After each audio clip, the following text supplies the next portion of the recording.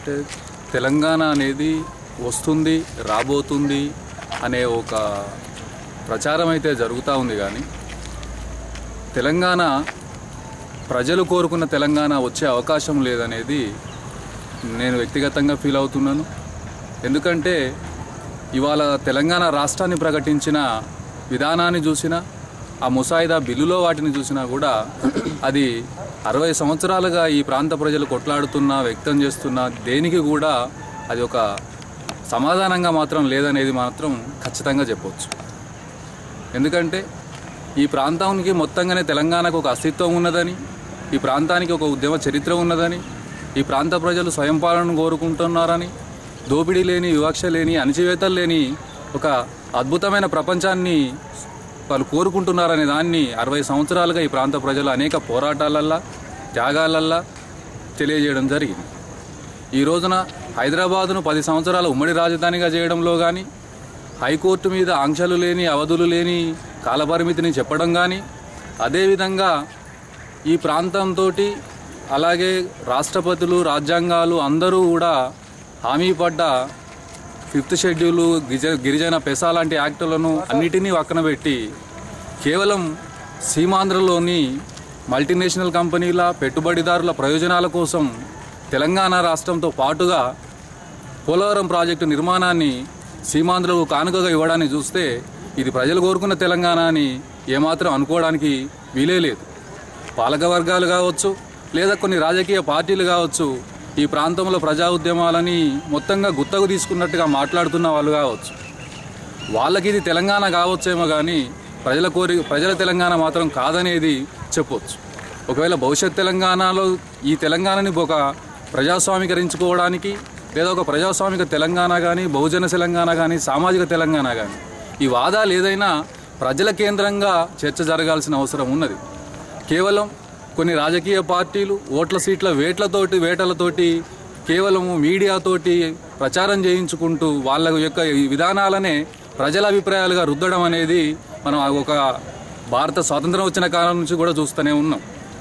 ఎవరికైతే ఆస్తులు, ఎవరికైతే మీడియా, ఎవరికైతే రాజ్యాధికారం అందుబాటులో ఉంటుందో వాళ్ళు మాత్రమే ప్రజల అభిప్రాయాన్ని మలిచేందుకు అవకాశాలు ఉంటాయనేది అందరికీ తెలుసు.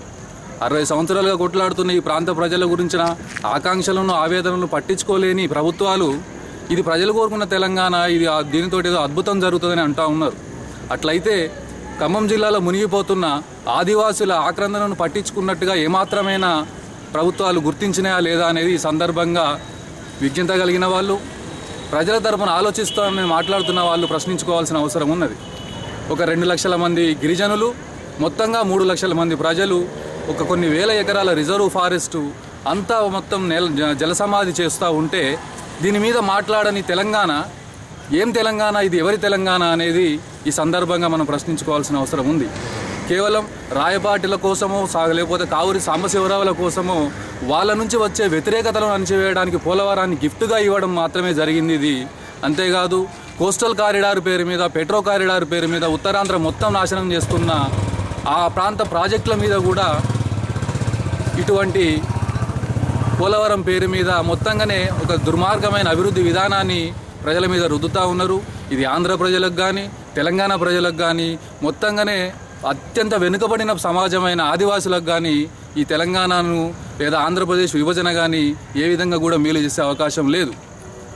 నిజంగా ప్రజలకు కోరుకున్న తెలంగాణ కావాలన్నా, బహుజన సామాజిక ప్రజాస్వామిక తెలంగాణలో కావాలన్నా ప్రజల కేంద్రంగా చర్చ జరగాల్సి ఉన్నది. ప్రజల అభిప్రాయాలను కన్సిడర్ చేసి వాళ్ళు ఏం కోరుకుంటున్నారో వాళ్ళకు అందుకు అనుగుణంగా ఆ అభిప్రాయాల ప్రకారం తెలంగాణ రాష్ట్రాన్ని నిర్మించుకోవాల్సిన అవసరం ఉన్నది.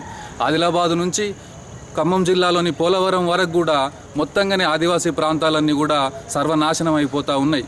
టైగర్ జోన్ల పేరు మీద, కరీంనగర్లో గుట్టల పేరు మీద, వరంగల్లో ఎర్రమట్టి పేరు మీద, ఖమ్మం జిల్లాలో సింగరేణులు, ఓపెన్ కాస్ట్లు, డోలమైట్ల పేరు మీద, బయ్యారం ఉక్కు ఫ్యాక్టరీ పేరు మీద మొత్తం ఈ ప్రాంతంలో ఉన్న ఖనిజాలను, సంపదనంతా కూడా సీమాంధ్ర పాలక వర్గాలతో పాటు రేపు ఏర్పడబోయే తెలంగాణలో కొన్ని పెట్టుబడిదారి వర్గాలు, రాజకీయ పార్టీల ఆధిపత్య వర్గాలు చేజిక్కించుకునేందుకు మాత్రమే ఈ కుట్రను పన్నుతూ ఉన్నాయి. ఇటువంటి కుట్రలన్నిటిని తీసేయడం, తిప్పికొట్టడం ద్వారా మాత్రమే ప్రజాస్వామిక తెలంగాణ కానీ, ప్రజల కేంద్రంగా అభివృద్ధి విధానం కానీ ఉంటుంది. గ్రామాలకు వచ్చి ప్రజలు ఏ అభిప్రాయాన్ని కోరుకుంటారో ఏ అభివృద్ధిని కోరుకుంటారో తెలియజేయకుండా గ్రామ సభలు చెప్పకుండా గ్రామ సభల పేరు మీద ప్రజలందరినీ అభివృద్ధి చేస్తామని అనడం కేవలం పెట్టుబడిదారులకు రాజకీయ నాయకులకు మల్టీనేషనల్ కంపెనీలకు మాత్రమే ఉపయోగపడుతుంది అనేది చెప్తూ అదే సందర్భంగా ఏది ఏమైనా సరే తెలంగాణను సాధించుకునేంత వరకు దాన్ని ప్రజాస్వామిక తెలంగాణగా ప్రజల తెలంగాణగా మార్చుకునేంత వరకు కూడా ఈ పోరాటాలు కొనసాగాల్సిన అవసరం ఉన్నదనేది నేను ఈ సందర్భంగా తెలియజేస్తా ఉన్నాను.